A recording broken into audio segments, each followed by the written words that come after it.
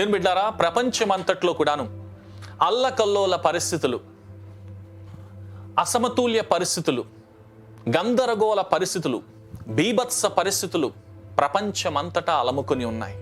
అనేక మందికి ఏమి జరుగుతుందో, ఏమి సంభవిస్తుందో, ఎలాగవుతుందో అనేటువంటి అనిశ్చిత పరిస్థితుల్లో అనేక మంది అనాలోచితుల్లో, సంకోచములో, సంశయములో, సందేహములో, అజ్ఞానములో మరిగిపోయేటువంటి స్థితుల్లో మనమున్నాం.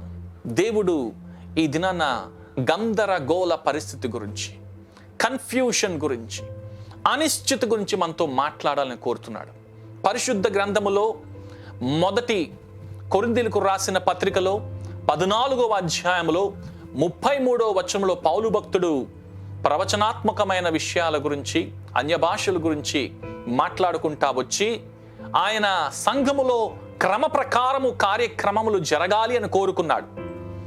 అంటున్నాడు కదా, పరిశుద్ధ సంఘములన్నిటిలో దేవుడు సమాధానానికి కర్త గాని అల్లరికి కర్త కాదు, లేదా గందరగోళానికి అనిశ్చితకు కర్త కాదు అని చెప్పి దేవుడు సెలవిస్తున్నాడు. సృష్టికి కర్త, విశ్వాసమున కర్త, నిరీక్షణకు కర్త, మన జీవితాలకి మరి ఆధారమైనటువంటి కర్త, కర్మ క్రియలన్నిటినీ జరిగించేటువంటి దేవుడు ఈ దినన ఏది కాదో సెలవిస్తున్నాడు. దేవుడు అల్లరికి మాత్రము కర్త కాదు, గందరగోళానికి కర్త కాదు, అనిశ్చితకు కర్త కాదు. ఇది నా అల్లరి లేదంటే కన్ఫ్యూషన్ ఎలాగూ వస్తుంది, తిక్కమక్క స్థితి, గందరగోళ స్థితి ఎలాగూ వస్తుందంటే దేవుని వలన మాత్రము రానే రాదు. దేవుడు ఒక క్రమ పద్ధతిలో చేసే దేవుడు. అక్రమం వచ్చింది అంటే సక్రమంగా జరగలేదు అని అర్థం. అందుకోసమే అగమ్య గోచర స్థితిలో ఉన్నప్పుడు దేవుడు పలికేది ఎప్పుడు సక్రమంగానే ఉంటది కానీ అక్రమంగా ఉండదు. దేవుడు భూమి ఆకాశాలు సృజించినా మరి భూమి నిరాకారంగా శూన్యంగా దేవుడే చేశాడా అంటే కాదు, చెయ్యడు దేవుడు ఎప్పుడు. నీవు నిరాకారంగా ఉన్నావా, నీవు శూన్యముగా ఉన్నావా, అడ్డదిడ్డంగా ఉన్నావా? లేదు. సరిగ్గా మానవ జీవితాన్ని, మానవుని యొక్క మనుగడను, మూతిని, ముఖాన్ని, మరి శిరస్సు నుంచి పాదాల దాకా సరిగ్గా అతికాడు. ఎవరికైనా మూతి కాళ్ళ దగ్గర ఉన్నట్టు చూసారు మీరేమన్నా? మెదడు మోకాల దగ్గర ఉన్నట్టు చూసారు మీరేమన్నా?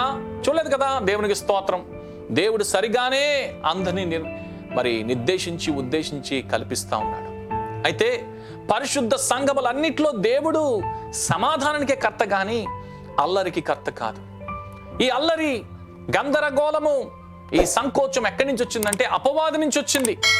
అపవాది ఎవరితో మాట్లాడతాడో, అపవాది ఎవరికి మరి అపవాదికి ఎవరైతే ప్రమేయం ఇస్తారో వారందరి జీవితాల్లో ఇటువంటి రీతిగా పరధ్యానము, వక్రీకరణము, నిరుత్సాహము, భయంకరమైనటువంటి స్థితులు వస్తున్నట్టుగా మనం చూస్తున్నాం. ఆది అవ్వమ్మను మరి అపవాది అనేటువంటి సాతానుడు మరి అవ్వమ్మ ఒంటరిగా ఉన్నప్పుడు తనతో చర్చించడం మొదలుపెట్టాడు. అక్కడ పాపం ఇద్దరు ఉంటే బాగున్నేమో. ఒకరు 1000 మంది తరిమితే ఇద్దరు 10,000 మంది తరుముతారు కదా. అక్కడ అందుకోసమే దేవుడు నరుడు ఒంటరిగా ఉండడం మంచిది కాదన్నాడు కానీ నారీ ఒంటరిగా ఉండడం మంచిది అన్నాడు ఆయన. కాదు, నారీ కూడా ఒంటరిగా ఉండకూడదు. నీవు దేవుడు నీ కొరకు ఏర్పాటు చేసిన వారితోనే ఉండాలి, లేదా నీ దేవునితోనే ఉండాలి. నిన్ను కనినవాడు నీకు పెనిమిటి అన్నాడు కదా. కాబట్టి మరి నిశ్చింగా మా ఒంటరిగా తచ్చలాడుతున్నప్పుడు ఆ శోధకుడు ఆమెను సమీపించినట్టుగా మనం చూస్తున్నాం. మనకందరికీ తెలిసిన రీతిగా మరి ఆ యొక్క ఆది కాండములోని 3వ అధ్యాయంలో చూసుకుంటే దేవుడైన యెహోవా చేసిన సమస్త భూజంతువుల్లో సర్పం ఎటువంటిదంట? యుక్తి కలిగిందంట. అది స్త్రీతో ఏమంది? Doubt master. డౌట్ని తీసుకొచ్చి ఇది నిజమా?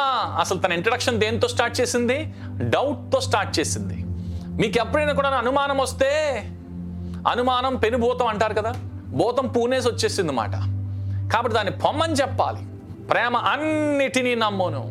కాబట్టి విశ్వాసముతో మనము దేవుని సందులో నిలబడాలి దేవుడు కోరుతుంటే ఇక్కడ అనుమానాన్ని రేకెత్తింపజేసింది. స్త్రీతో మాట్లాడతా ఈ తోటలోని చెట్లలో దేని ఫలమునైనా మీరు తినకూడదని దేవుడు చెప్పానా అని చెప్పి అడిగింది. కాన్వర్జేషన్లో దిగుతుంది.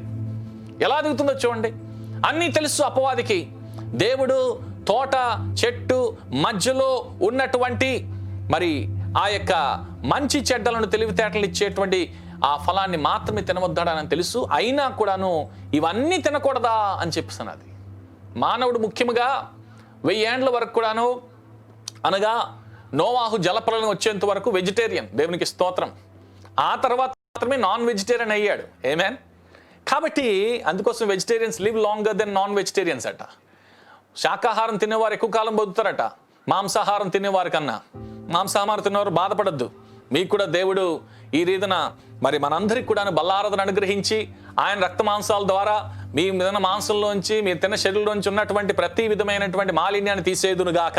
అయితే అక్కడ మాట్లాడుతూ ఏమంటుందంటే, స్త్రీ తోట చెట్ల ఫలమును మేము తినవచ్చును, అయితే తోట మధ్యనున్న చెట్లు ఫలములను గూర్చి దేవుడు మీరు చావకుండానట్లు వాటిని తినకూడదని వాటిని ముట్టకూడదని చెప్పానని సర్పముతో చెప్పాను. అసలు సర్పముతో అపవాదితో ముచ్చట్లు పెట్టుకోకూడదు. ఫస్ట్ ఆఫ్ ఆల్ చూడండి, చాలా మందికి ప్రపంచంలో ఆ యొక్క సందేహ స్థితిలో కన్ఫ్యూజన్లో ఉన్న వారికి అపవాది పట్టినప్పుడు వారికి ప్రార్థన చేస్తుంటే మేనిఫెస్ట్ చేస్తూ ఉంటారు, మాట్లాడుతూ ఉంటారు, నువ్వు దేవుని సేవకుడివి, నువ్వు ఇలాగా అలాగా అని చెప్పి. అపవాది నుంచి మనం చెప్పించుకోవాలా? కొట్టకుండా. కాబట్టి మనం అపవాదిని నోరు ఎత్తనివ్వకూడదు.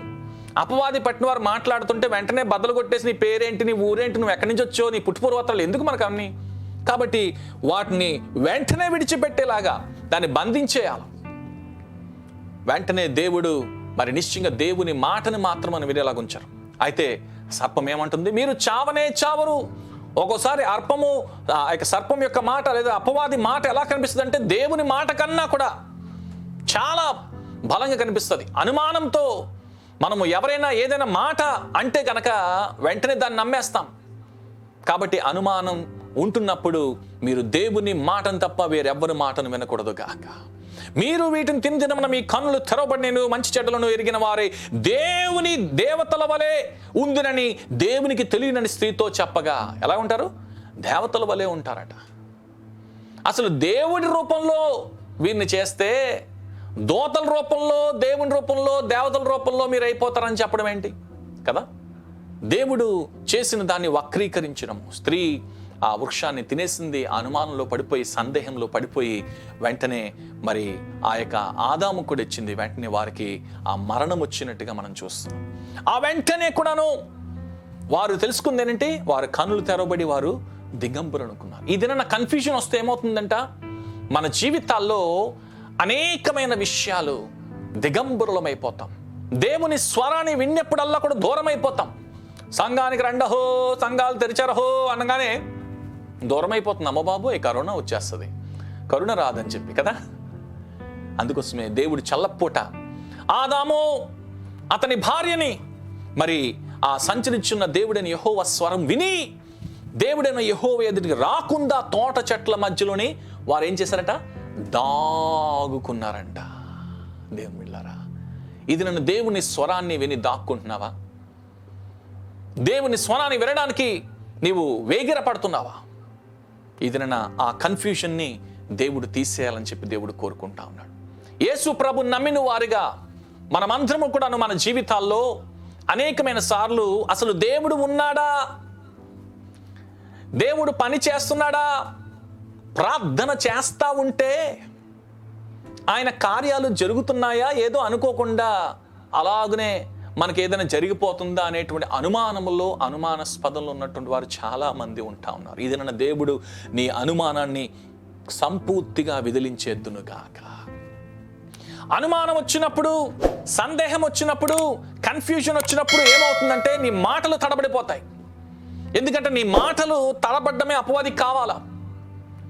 నీ మాటలు నువ్వు సంభాషించడం కొరకు మాత్రమే కాదు, సృష్టించడం కొరకు దేవుడు వాడాలని కోరుకుంటా ఉన్నాడు. జీవమరణాలు 4 వశం కదా, దాని యందు ప్రీతిపడి వారు నీ ఫలాన్ని తింటారు. కన్ఫ్యూజ్ అయిపోయినప్పుడల్లా మాటల్ని కన్ఫ్యూజ్ చేసేస్తారు. అందుకోసమే ఆ యొక్క స్పీచ్ మారిపోతుంది, సడన్గా ఆ టోన్ మారిపోతుంది. కొంతమంది చూడండి సడన్గా టోన్ రేస్ చేస్తారు కన్ఫ్యూజ్లో కదా. కన్ఫ్యూజ్ అయ్యారు, బైండ్ చేయండి. బయటికి I bind you in Jesus name అని చెప్పి బైండ్ చేసేదానికన్నా లో నుంచి వారి ఆత్మలో నుంచి, మీ ఆత్మ నుంచి వారి ఆత్మలు బైండ్ చేయండి. I bind that confusion in Jesus name అని చెప్పేసి. కాబట్టి దేవుని నా మహిమాత్మే మీ సడన్గా మీ ఎమోషన్స్, భావోద్రేకాలు అన్నీ కూడాను కన్ఫ్యూజన్ వల్ల మారిపోయే స్థితికి వస్తూ ఉన్నాయి. అంతేకాదు ఈ కన్ఫ్యూజన్ వల్ల ఏమవుతుందంట తెలుసా? చాలాసార్లు మీకు తెలియకుండా చాలా రోగాలు వస్తాయట. బ్లడ్లో ఉన్నటువంటి ప్రెషర్ కూడా మారిపోద్దట.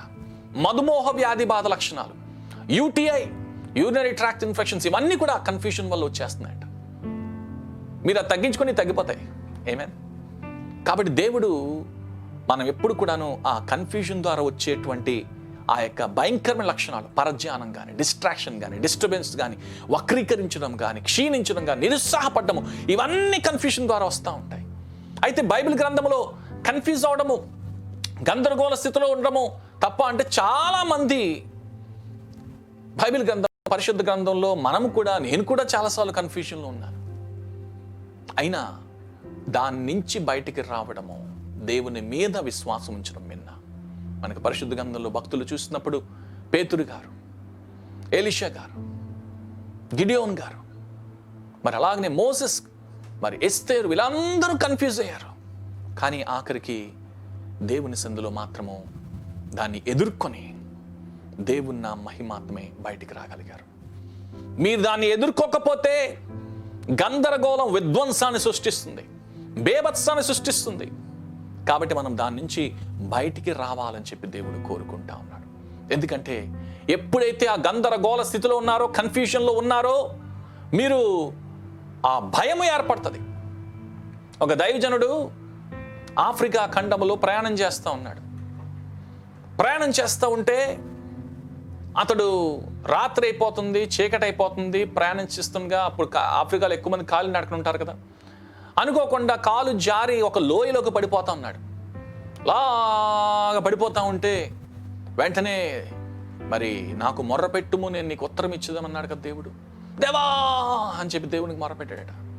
వెంటనే కూడాను ఆ మొర్ర పెట్టిన వెంటనే దేవుడు తన్ని ఒక మరి చెట్టు యొక్క కొమ్మ మీద ఆనుకునేలాగా చేశాడు. పడే జాన్లో బాగా బుజ్జిగా ఉండేలాగా చేశాడు.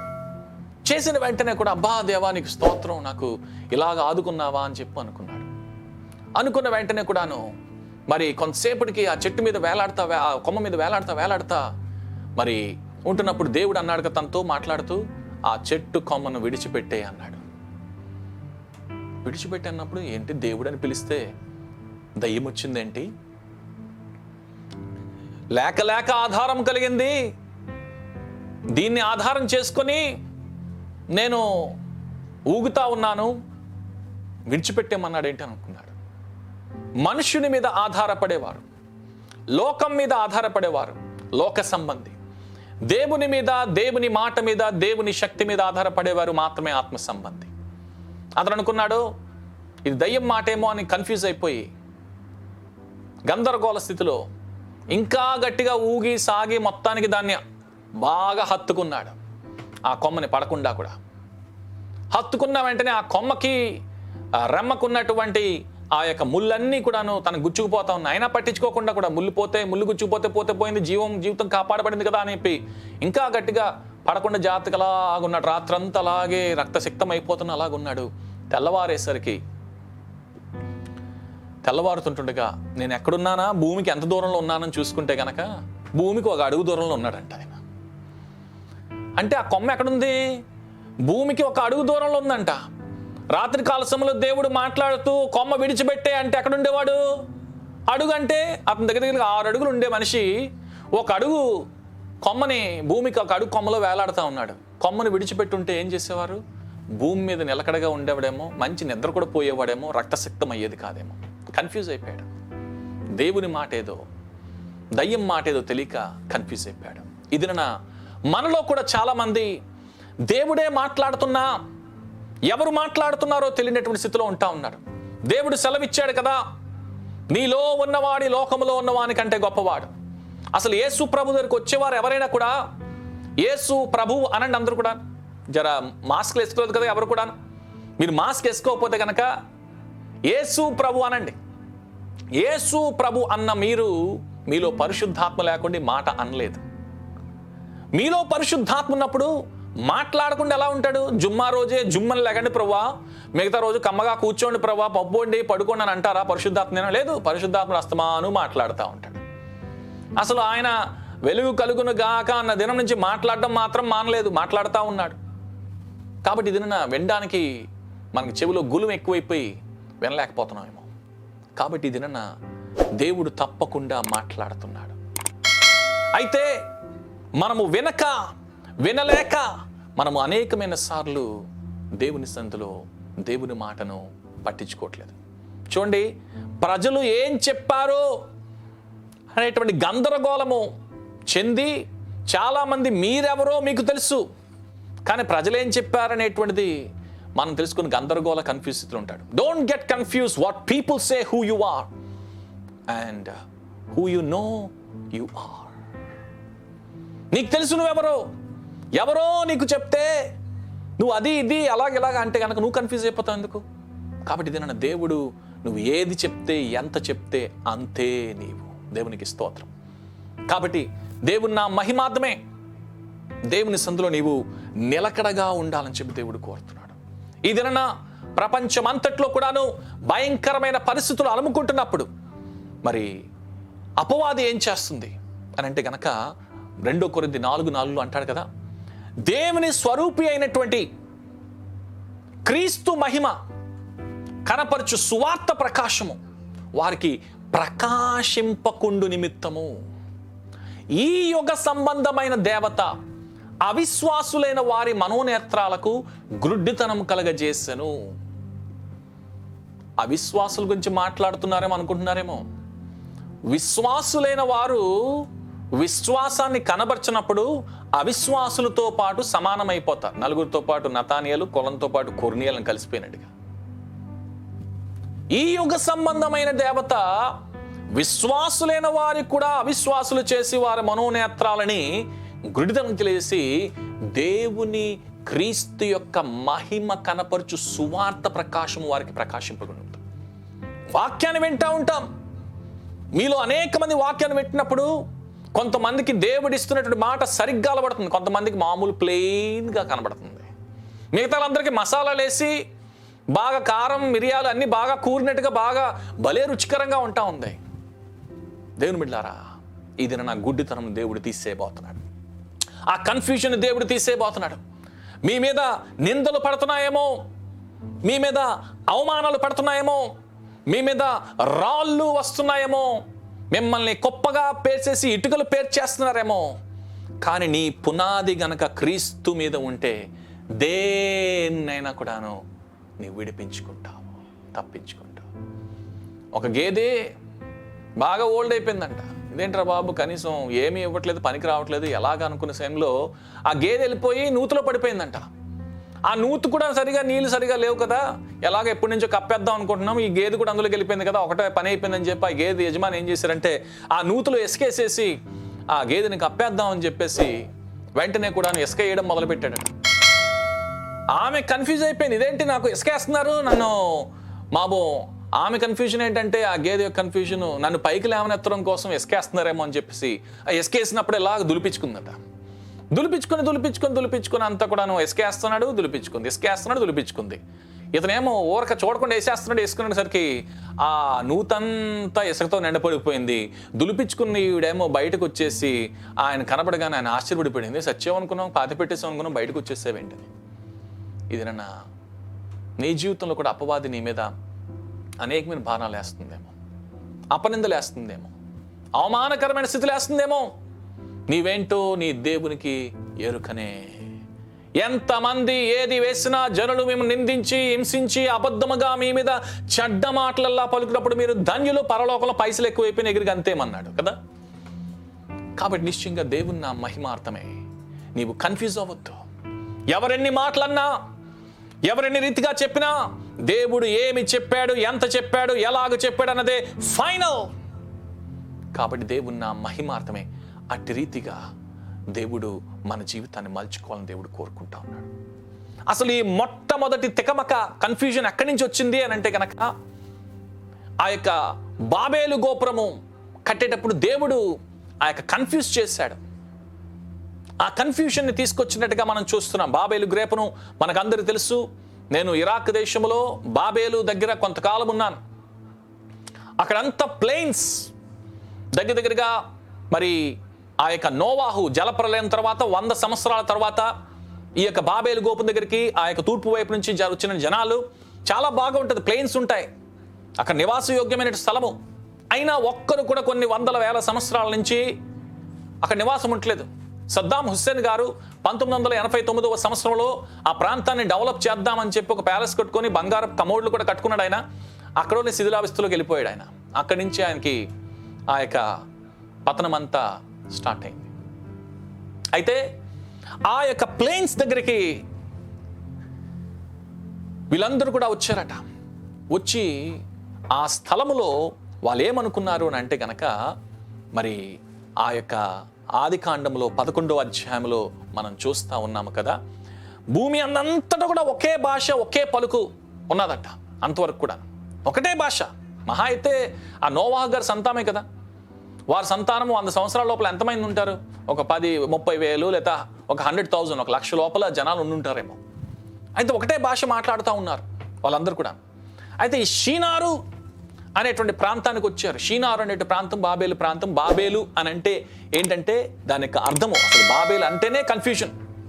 బాబేలు అనే పేరు మీరు ఎక్కడ విన్నా కూడాను అది వారు పెట్టుకున్నటువంటి పేరు గేట్ ఆఫ్ గాడ్ అని అనుకున్నా కూడాను అసలు ఎల్ అని అంటే దేవుడు, దానికోసం గేట్ ఆఫ్ గాడ్ అని చెప్పి అనుకుంటారు. కానీ దాని అసలు సిస్సులైనటువంటి దానికి ఉన్నటువంటి పేరు ఏంటంటే, బాబేలుకు ఉన్నటువంటి పేరు అక్కడ ఉన్నవారు గందరగోళము, కోలాహలము అని చెప్పి వారు అనుకుంటారు. కాబట్టి ఆ యొక్క గందరగోళ స్థలానికి వచ్చినప్పుడు దేవుడు వారు ఎక్కి వచ్చేద్దాము అనుకున్నటువంటి ఆ యొక్క బాబేలు గోపురాన్ని మరి వారు కడదామనుకున్నారు. ఎందుకు అనుకున్నారట? వారు మనము భూమి అందంతటా చెదిరిపోకుండా, ఎక్కడికి?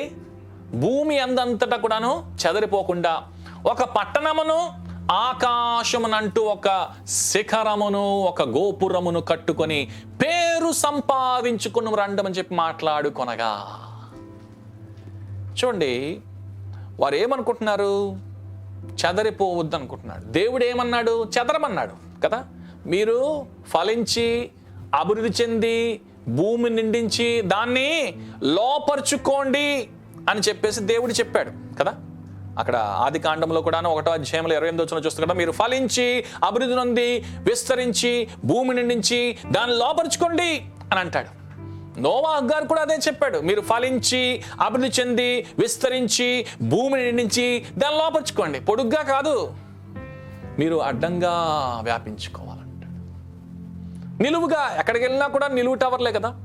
మన దుబాయ్లో మేముంటున్నట్టు దుబాయ్లో కూడా బుర్జ్ ఖలీఫా కన్నా ముందు దాని పేరేంటండి? Burj Dubai.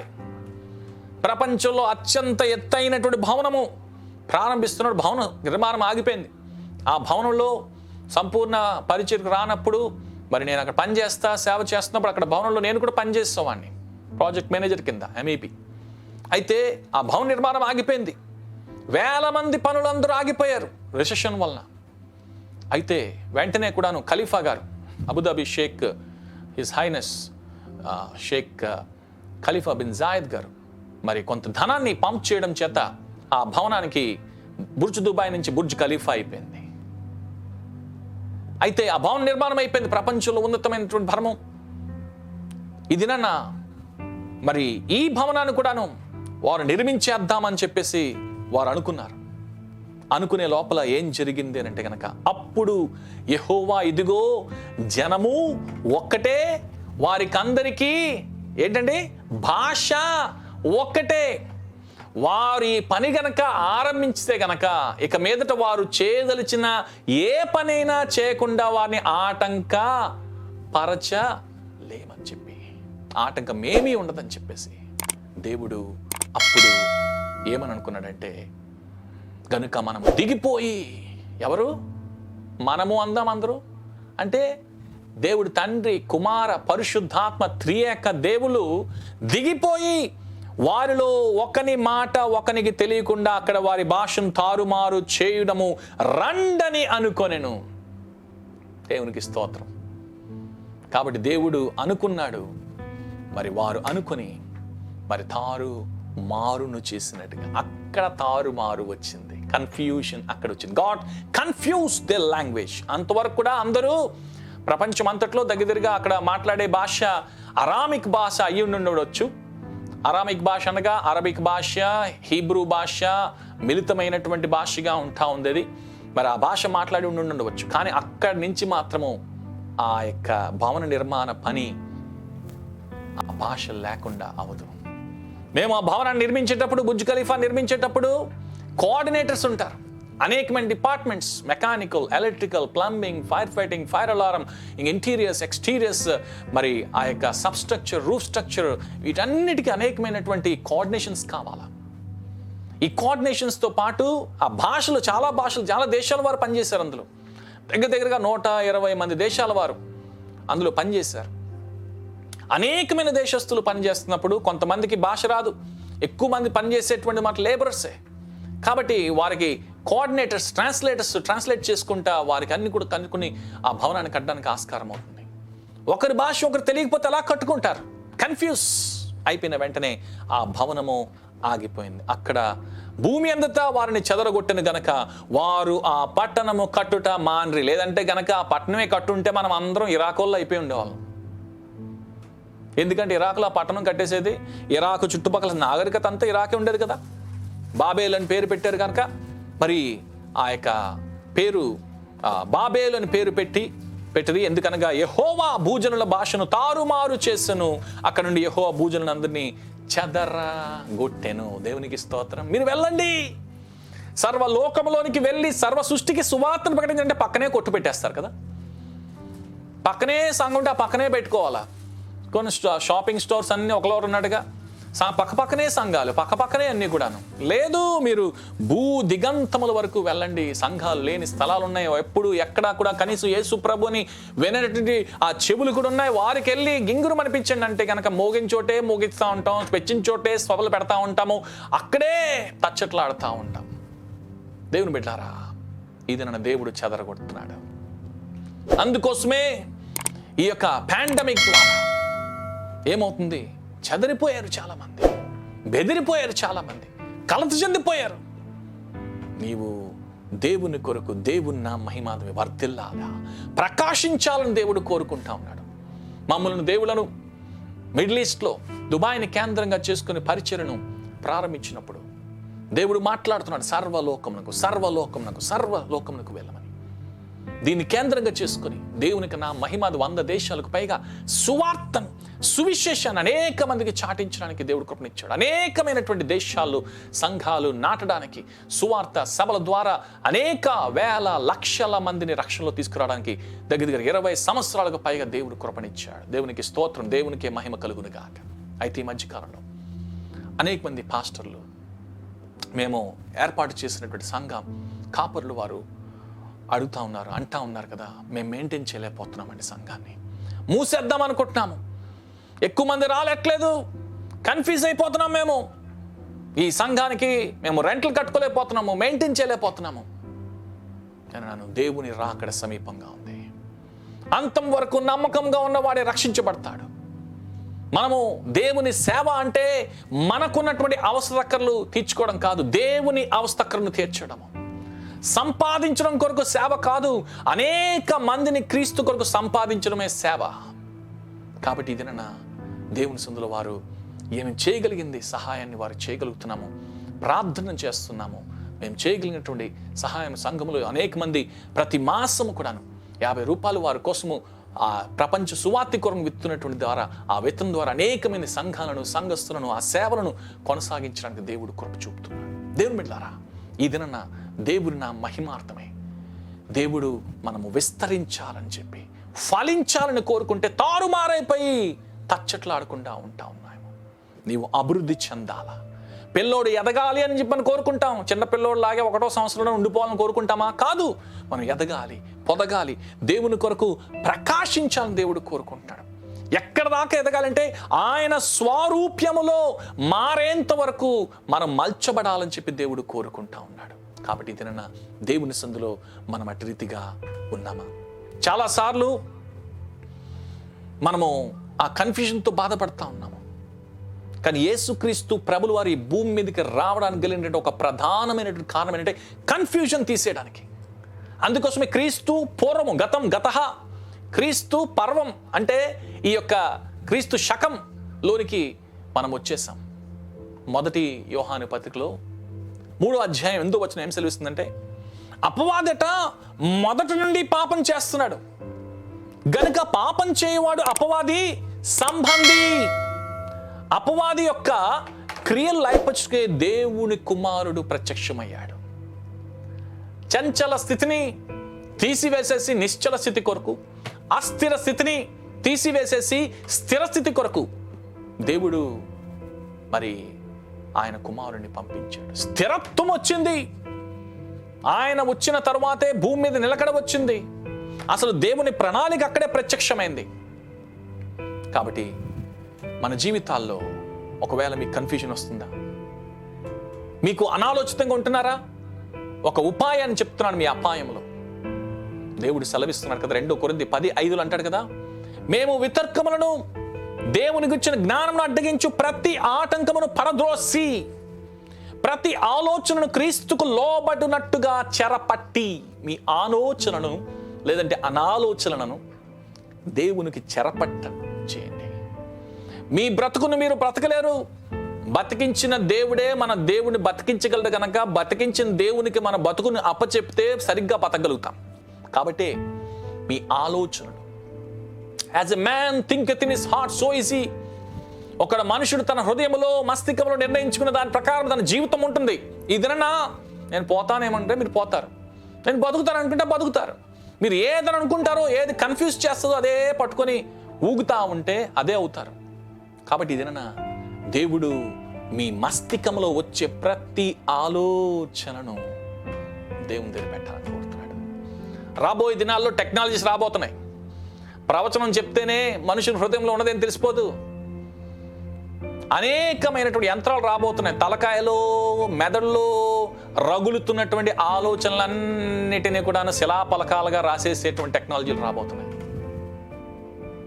దేవుని బిడ్డలారా, ఇదినా దేవుని సందులో నీ ఆలోచన దేవునికి అప్పచెప్పు. ఆలోచన కర్తకి నీ ఆలోచన అప్పచెప్పితే నీవు అనాలోచితముగా ఉండవు. ఇదిన నువ్వు బాగుపడ్డా పోవడానికి కలిగిన కారణము, ఇదిన దిగజారిన స్థితిలో ఉండడానికి కలిగిన కారణము, ఇదిన నువ్వు దేంతోనైనా సతమత స్థితిలో పడిన స్థితిలో నువ్వు ఉండడానికి కలిగిన కారణం ఏంటంటే అనాలోచన, కన్ఫ్యూషన్, గందరగోళ స్థితి. నువ్వు సరిగా ఆలోచిస్తే ఆలోచనకర్త అయిన దేవుడు అనాలోచిత స్థితిని తీసివేసి ఆలోచనను అనుగ్రహించి సరియైన ఆలోచన ద్వారా నీ జీవితాన్ని మార్చేస్తాడు. ఒక ఐడియా తర్వాత మీరు చెప్తున్నారు కదా, జీవితాన్ని మార్చేస్తుంది. కోట్లు గడించారు ఆ ఐడియా చేత కదా. మీకు దేవుడే గనక ఐడియా ఇచ్చుంటే ఈ పాటికి స్థితి ఉండేదా? మీ స్థితిగతులు మారిపోయేవి కదా. అందుకోసమే దేవుడు ఆ ఆలోచన మీకు ఇవ్వాలని కోరుతా ఉన్నాడు. దేవుడు బాబేలు స్థితి నుంచి, శపగ్రస్తమైన స్థితి నుంచి, దేవుడు నీకు అనాలోచిత స్థితి నుంచి దేవుడు తీసేయాలని కోరుకుంటున్నాడు.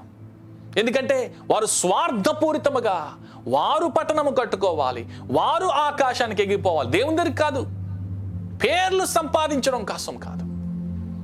నువ్వు ధనము ఖర్చు పెట్టి పేరు సంపాదించుకోగలవేమో, నీ జీవితాన్ని ఖర్చు పెట్టి మాత్రం క్రీస్తుని సంపాదించుకోవాలి. జీవితాన్ని ఖర్చు పెట్టు, అప్పుడు మాత్రమే క్రీస్తుని సంపాదించుకోగలవు. ఇది నీ జీవితాన్ని ప్రభు కొరకు పనంగా పెట్టాలని చెప్పి దేవుడు కోరుతా ఉన్నాడు. అయితే చాలామందికి ఈ అంచె దినాల్లో ఉన్నటువంటి సమస్య ఏంటంటే, చాలా వాక్యాలు వింటా ఉన్నాం, ఆన్లైన్లో అపనంగా వచ్చింది కదా అని చెప్పి అనేకమైన మెసేజ్లు వింటా ఉన్నాం. సంతోషము, మంచిది, వినండి. దేవుని ఆత్మానుసారమైందా కాదా అని చూసుకోండి. దేవుని వాక్యమే సెలవిస్తుంది కదా, 1 యోహాను 4 1వ వచనంలో, అనేకమైనటువంటి అబద్ధ ప్రవక్తలు లోకములోనికి బయలు వెళ్ళి ఉన్నారు. ఆల్రెడీ వెళ్ళిపోయారంట. ప్రతి ఆత్మను నమ్మక, ఆయా ఆత్మలు దేవుని సంబంధమైనవో కాదో పరీక్షించి. Trust no one and no one exist for ever, only trust God. ఎవరిని నమ్మద్దు, దేవుని నమ్మండి. ప్రతి ఆత్మను కూడా నువ్వు పరిశీలించాలని చెప్పి దేవుడు కోరుతా ఉన్నాడు. ఆత్మానుసారంగా రానటువంటి ఏ మాట అయినా, ఆత్మానుసారము కానటువంటి ఏ క్రియ అయినా కూడాను శాపగ్రస్తమైనదే. పరలోకానికి ఎవరు వెళ్తారో తెలుసా? ఆత్మానుసారంగా ఎందరైతే నడిపించబడ్డారో వారికి పరలోక ప్రాప్తం. ఎందుకు డివిటీల్లో నింపుకోవాలా? నీవు నూనె చేత సిద్ధంలో దాన్ని సిద్ధపరచుకోవాలి అంటే కనుక ఆత్మలో ఫుల్గా ఉండాలా. సిద్ధపరచుకోకుండా అప్పుడే వెళ్ళి కొనుక్కుందాం, ఎవరో ఒక పాస్టర్ చేసేస్తే వచ్చేస్తుంది కదా, ఎవరో ఆ టైంలో మనకెందుకులే ఆత్మాభిషేకం అని చెప్పి అనుకోవద్దు. నీవు ఆత్మలో ప్రవహించాలి, ప్రసరించాలి. అన్య భాషలు మాట్లాడితేనే ఆత్మ ఉన్నట్టు కాదు. That is one of the science. అవి వరాలు. దేవుడు అందుకోసమే అపోస్తులైన పౌలు ద్వారా మరి పరిశుద్ధాత్మ దేవుడు దేనికి? అల్లరికి కర్త కాదు, ఆలోచనకి కర్త, సమాధానానికి కర్త. ఇది భాషల విషయంలో, ప్రవచన విషయంలో ఇది చెయ్యాలి, అది చెయ్యాలి, ఎలాగుండాలి, అలాగుండాలని చెప్పి అపవాది కూడా ఏం చేసిందంటే కేవలము పరిశుద్ధాత్మ ప్రాతిపదిక మీద సంఘాలను విడగొట్టేసినాయి. ప్రపంచంలో అత్యున్నత సంఘాలు ఎలా విడిపోయింది తెలుసా? కొంతమంది పరిశుద్ధాత్మ, కొంతమంది పరిశుద్ధాత్మ కార్యాలు నమ్మరు, కొంతమంది పరిశుద్ధాత్మ యొక్క వరాలు నమ్మరు, ఫలాలు నమ్మరు. అలాగున విడిపోయింది. తెలివిగా అపవాది విడగొట్టేసింది. అది అపవాది సంఘములా, దేవుని సంఘములా అనేటువంటి ప్రశ్నలు వారి మెసేజ్లు ఎలాగుంటాయంటే, ఇదిగో ఆ సంఘం వారు అలాగున మరి ఆ యొక్క అన్య భాషలు మాట్లాడుతున్నారు కదా, వాళ్ళు అపవాది సంబంధం అని అంటారు. వీళ్ళంటారు వాళ్ళు మాట్లాడలేదు కదా, వాళ్ళు అపవాది సంబంధం అంటారు. ఎవరికి ఎవరు సేవ చేస్తున్నాం? దేవుని సేవ చేస్తున్నామా, దయ్యానికి సేవ చేస్తున్నామా? ఈ వదిన తికమక గందరగోళ స్థితి ఏర్పడింది. ప్రతి ఆత్మను నమ్మక, ఆయా ఆత్మలు దేవుని సంబంధమైనవో కావో చూసుకోండి. చాలా మంది మనుషులతో మమతలతో వేగడము చాలా క్లిష్టకరం. One of the greatest challenge in this last days is dealing with the people. When you deal with the Holy Spirit, when you dwell in the Spirit, you can deal with anybody. నీవు ఆత్మతో సహవాసము చేస్తే ఎవరితోనైనా సహవసించడానికి సిద్ధముగా ఉంటావు, ధైర్యముగా ఉంటావు. నేను లోకములో అనేకమైన దేశాలకు వెళ్తున్నప్పుడు రకరకాల జనాలు, రకరకాల మనుషులు, వాళ్ళ యొక్క మనస్తత్వాలు, వాళ్ళ యొక్క స్థితిగతులు అనేక రకాలుగా ఉంటాయి. దేవుని మహాకృపని దేవుడు పరిశుద్ధాత్మ ద్వారా ఇచ్చిన జ్ఞానము చేత దాన్ని స్వీకరించడానికి దేవుడు కృపనిచ్చాడు. ఇదైనా మనం ఏం చేయాలి తెలుసా? 2వ కొరింథీ రాసిన పత్రిక 10వ అధ్యాయం 5వ వచనం ఉంటుంది కదా, మా యుద్ధోపకరణములు శరీర సంబంధమైనవి కాదు. నీవు ఆలోచనతో ఎత్తుకు పై ఎత్తేసి చిత్తు చేసేద్దాం అనుకుంటున్నావేమో. ఇది దేవుని ఎదుట దుర్గములు పడజోలినంత బలము గలనవి ఉన్నవి. మేము వితర్కములను, దేవునికి ఇచ్చిన జ్ఞానం అడ్డగించు ప్రతి ఆటంకమును పడదోసి ప్రతి ఆలోచనను క్రీస్తుకు లోబడ్డట్టుగా చెరపెట్టి మీరు సంపూర్ణ విధేయతను కనబర్చి సమస్తమైన విధేయతను ప్రతిదండకు సిద్ధపడి ఉన్నాము. కాబట్టి తిన్న ప్రతి విధమైనటువంటి అక్రమాన్ని దేవునికి సమర్పించేయాలని చెప్పి దేవుడు కోరుతున్నాడు. ఎందుకంటే దేవుడు మనకిచ్చినటువంటి ఆత్మ ఎటువంటి ఆత్మ? పిరికితనం కలిగినటువంటి ఆత్మ కాదు. శక్తి, ప్రేమ, ఇంద్రియ నిగ్రహం కలిగిన ఆత్మ ఇచ్చాడు, కానీ పిరికితనం కలిగిన ఆత్మ లేదు. పిరికి పందులుగా మనం పారిపోవడానికి వీల్లేదు, కన్ఫ్యూజ్ అయిపోవడానికి వీల్లేదు. భయాన్ని తీసుకొస్తుంది కన్ఫ్యూషన్. ఇదన్నా కాబట్టి పరిశుద్ధాత్మనే మీకు సమస్తాన్ని బోధిస్తుంది, అన్నిటి గురించి మీకు జ్ఞాపకం తీసుకొస్తుంది. జ్ఞాపకం రాకపోతే కన్ఫ్యూజ్ అయిపోతాం కదా.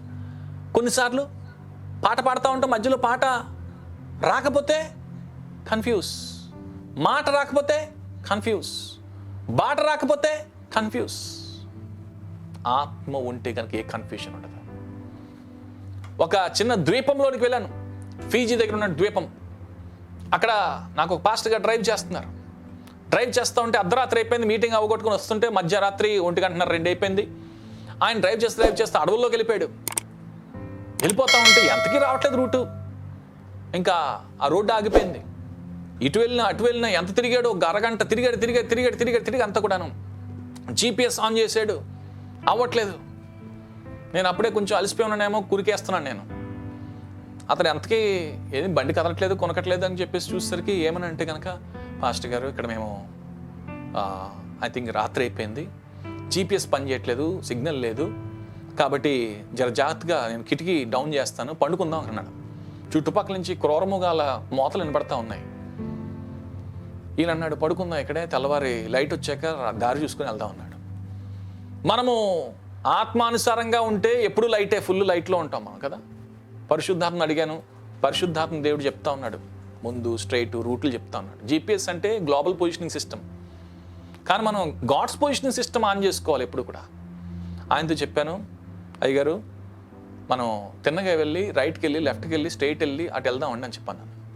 నన్ను ఎలాగని తట్టి అంటున్నాడు, పాస్టర్ గారు నేను ఇక్కడ పుట్టానండి, ఈ రూట్లను నాకు బాగా తెలుసు అండి, కాబట్టి మీరు ఏమనుకో, మంచిగా ఇప్పుడు దాకా కునికేశారు కదా, జర కొంచెం సేపు కునికేసి పండుకోండి, ఇది కష్టం, నేను అరగంట నుంచి తిరుగుతాను, నాకు దొరకలేదు, మీకు దొరకదని అన్నాను. నేను అన్నాను, అయ్యగారు పరిశుద్ధాత్మ దేవుడు చెప్తున్నాడు, నేను కాదు, కాబట్టి మీరు మొర్ర క్రమాన్ని ఆచరించండి, కార్యక్రమం కాదు అని చెప్పిన వెంటనే మొదలెట్టాడు. ఒక్క 5 నిమిషాల్లో రోడ్డు మీద పడిపోయాం. ఆ GPS సిగ్నల్ కూడా వచ్చేసింది. ఒక అరగంట లోపల ఇంట్లోకి వెళ్ళిపోయాం. దేవునికి స్తోత్రం. దేవుని బిడ్డలారా, మనము ఈ యొక్క దినాల్లో మనం టెక్నాలజీ మీద ఎంత ఆధారపడిపోతున్నామంటే వైఫై ఆగిపోయినట్టే గుండె ఆగిపోయినట్టు అనుకుంటున్నాం కదా. ఇంటర్నెట్ లేకపోతే అమ్మో జీవితం అధోగతి పాలైపోయింది అనుకుంటున్నాం కదా. కన్ఫ్యూజన్ ఏమైపోద్ది, ఎందుకంటే అన్ని అందులో ఎత్తుకుంటున్నాం. గూగుల్ గార్గుల్ చేయట్లే, గూగుల్ చేసేస్తున్నాం మనం. చేసేసి దానిలో ఎత్తుక్కొని దాని ద్వారా సమాధానం, దానిలో ఎత్తుక్కొని అసలు మనసుకు మెదడుకి పరిశుద్ధాత్మకి అసలు పనే పెట్టట్లేదు. మనం అన్ని గూగుల్కే పని పెడుతున్నాం, ఇంటర్నెట్కే పని పెడుతున్నాం. ఇది నా దేవుడు ఆ గందరగోళ స్థితి నుంచి మనల్ని బయటికి తీసుకురావాలని కోరుతున్నాడు. దేవుడు మనకి శక్తినిచ్చాడు, ఇంద్రియ నిగ్రహం కలిగిన ఆత్మనిచ్చాడు. పిరికి పందల్లాగా పారిపోవడానికి వీల్లేదు. స్థైర్యముగా మనమందరము కూడాను దేవుని నా మహిమాత్మ దేవుని కొరకు నిలబడాలని, బలపడాలని దేవుడు కోరుకుంటున్నాడు. అసలు మీకు ఆ యొక్క ఇంటర్నెట్ నుంచి, గూగుల్ నుంచి, గాగుల్ నుంచి వచ్చేటి సమాధానం ఇది కాదు, కానీ దేవుడిచ్చేది ఎటువంటిదట. యాకోబు పత్రికలో 3వ అధ్యాయంలో 16వ వచనం నుంచి అంటాడు కదా, ఏలంగా మత్సరము వివాదము ఎక్కడ పుట్టనో అక్కడ అల్లరియు ప్రతి నీచ కార్యములుండును. అయితే పైనుండి వచ్చు జ్ఞానము మొట్టమొదటగా పవిత్రమైనది, ఆ తర్వాత ఏంటంట సమాధానకరమైనది, మృదువైనది, సులభముగా లోబడినది, కనికరముతో మంచి ఫలములతో నిండుకున్నది. దేవుడు నీకు జ్ఞానాన్ని ఇస్తానంటుంటే అజ్ఞానివై అక్రమంగా ఉండి మనము ఆ యొక్క సక్రమంగా లేకుండా కన్ఫ్యూజ్ అవుతా ఉన్నామా? దేవుడు నీతి ఫలమును సమాధానం చేయు వారికి సమాధానమందు విత్తబడి అంటున్నాడు. కాబట్టి ఇది దేవుని నా మహిమాత్మే. నీవు స్వబుద్ధిని ఆధారము చేసుకొనక నీ పూర్ణ హృదయముతో యెహోవా యందు ఎప్పుడైతే నమ్మిక ఉంచుతావో, నీ ప్రవర్తన అంతటి మీద, నీ ప్రవర్తన ఎవలాగా ప్రవర్తిస్తున్నావో అంతటి మీద ఆయన అధికారానికి ఎప్పుడైతే ఒప్పుకుంటావో, సామెతలు 3:5-7లో చెప్తున్నాడు కదా, అప్పుడు నీ త్రోవలను దేవుడు సరళం చేస్తాడు. ఆ యొక్క చిన్న ద్వీపములో దేవుడు నా త్రోవలను సరళం చేసేసాడు. ఇది నన్ను ఈ త్రోవను సరళం చేస్తాడు. ఏ అడ్డు అద్దుకుంది నీకు? ఆ అభిషేకం పొందకుండా, ఆ కార్యము జరగకుండా, ఆ స్వస్థత రాకుండా, ఏ విధమైనటువంటి కార్యాలు జరగకుండా, ఏ విధమైనటువంటి దూసుకుపోయిన అనుభవం రాకుండా, నీకు ఏ అభిషేకము, ఏ యొక్క అద్భుతము జరగకుండా అడ్డుకుందా, అడ్డులన్నీ కూడా యేసు నామములో తొలగిపోతును గాక. నీ త్రోవలు సరళమైపోతును గాక. నువ్వు జ్ఞానిని కదా అనుకోవద్దు. దేవుని యందు భయభక్తులు కలిగి చెడుతనం విడిచిపోడు. Sometimes you have to unlearn what you have learned to learn from the Lord. Too much of anything is fit for nothing కదా. చాలా బురకాయ తలకాయ అంత జ్ఞానముతో నింపబడిపోద్ది. ఎక్స్పీరియన్స్ నాకు తెలుసండి అనుకుంటారు. నీకు తెలిసిన దానికన్నా దేవునికి బాగా తెలుసు. కాబట్టి దేవుని జ్ఞానాన్ని ఆధారం చేసుకుందాం. దేవుని బిడ్డలారా, అంచె దినాల్లో జ్ఞానం పెరుగుతుందని ప్రవక్త అయిన దానియేలు ద్వారా దేవుడు సెలవిచ్చి పెరిగిపోతుంది. ఆర్టిఫిషియల్ ఇంటెలిజెన్స్ వచ్చేస్తుంది. చాలా భయంకరమైన జ్ఞానం పెరిగిపోతుంది. కానీ అన్నిటికన్నా మించినటువంటి జ్ఞానము, దేవుని జ్ఞానాన్ని మించింది ఇప్పటి వరకు ఎప్పుడు రానే రాదు. దేవుని బిడ్డలారా, అటువంటి జ్ఞానము చేత దేవుని సందులో పెడతాం. ఇది ప్రపంచంలో ఉన్నటువంటి కనిపెట్టినవన్నీ కూడాను, లైట్లు కానీ, మీకున్నటువంటి ఫ్యాన్లు కానీ, ఇన్స్ట్రుమెంట్స్ కానీ, మీరు వినియోగించి ఏదైనా కనిపెట్టిన వారు ఎవరు? క్రీస్తు జ్ఞానముతో నింపబడిన వారు, ప్రభుని నమ్మిన వారే. వారి ద్వారా మాత్రమే ఆ కార్యాలను దేవుడు చేశాడు. ఇది నువ్వు అనుమానిస్తున్నావా? సందేహములు ఉన్నావా? దేవునితో మాట్లాడుతున్నావు. ముగిస్తుండగా దేవునితో ఆఖరిగా అంటున్నాడు, నీవు ప్రార్థన చేసేటప్పుడు కూడా గందరగోళంలో ఉన్నావా? అనుమానంలో ఉన్నావా? అనుమానిస్తే ప్రార్థించవద్దు, ప్రార్థిస్తే అనుమానించవద్దు. యేసుక్రీస్తు ప్రభుల వారు ఆ యొక్క అంజూరపు చెట్టు కాయలు లేని కాలంలో కాయలు కావాలని దగ్గరికి వెళ్ళారు. దాన్ని శపించారు. శపించిన వెంటనే ఏమైంది? శిష్యులు చూసి ఆశ్చర్యపడిపోయి చెట్టు అంతా ఎంత త్వరగా ఎండిపోయిందన్నారు. ఎందుకంటే ఒక వారం తిరిగే లోపల ఏ కచ్చడములు ఏ అంజూరపు చెట్టుతో చేసుకొని వారు పాపాన్ని కప్పుకుందాం అనుకున్నారో, ఆయన సిలువెక్కి ఆ రక్తాన్ని కార్చి ఆ రక్తము ద్వారా మన పాపాన్ని కప్పబోతున్నాడని తెలుసుకొని ఆ అంజూరపు చెట్టును శపించాడు. పళ్ళు కోసం కాదు. చాలా మంది అనుకుంటారు యేసుప్రభువులకు ఏం పట్టిందండి, చెట్టును శపించేస్తాడా? ఈ దిన మీరు కొట్లో సామాన్ లేకపోతే కొట్టును శపించేస్తారా? మీరు లూలు నాశనం అయిపోదును గాక, కేఎం నాశనం అయిపోదును గాక, ఎవరిని పడితే నాశనం అయిపోదును గాక అనేస్తారా? కాదు. అంజూరపు కచ్చడముల చేత వారి పాపాల్ని కప్పుకుందామనుకున్నారు ఆదాము అవ్వలు. దాని ఆయన రక్తము చేత అంటున్నాడు కదా. నీవు విశ్వాసము కలిగి సందేహపడకుండా, గందరగోళం చెందకుండా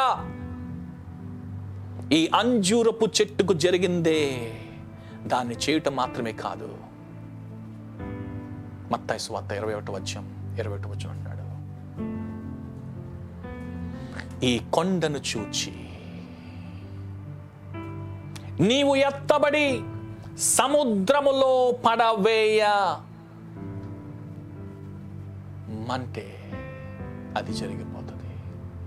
మీరు ప్రార్థన చేయనప్పుడల్లా వేటినిడుదురు అవి దొరికినవని, పొందేసినవని నమ్మండి, వాటినన్నిటిని కూడా పొందేసుకుంటారు.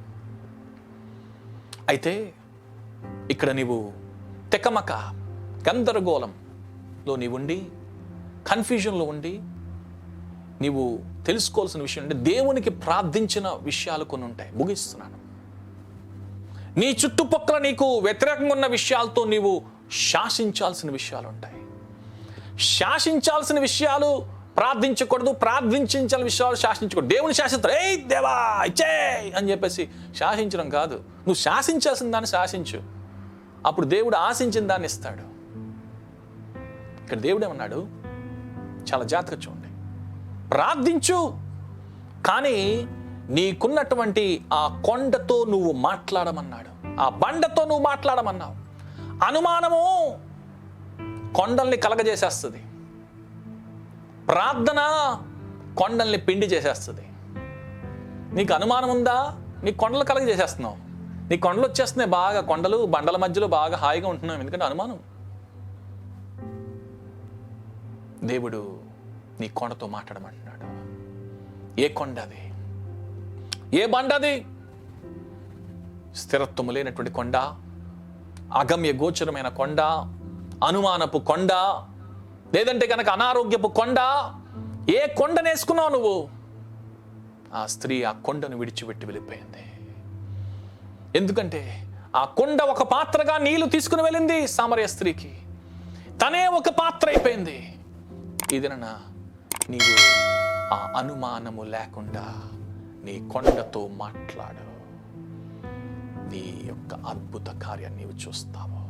నీవు ప్రార్థన చేయనప్పుడు అల్లా వేటిని అడుగుతారో వాటిని నువ్వు పొందుకుంటావు. అనుమానము పెనుభూతమే. దాన్ని గందరగోళ స్థితిని అపవాది ఆస్కారం చేసుకుందేమో.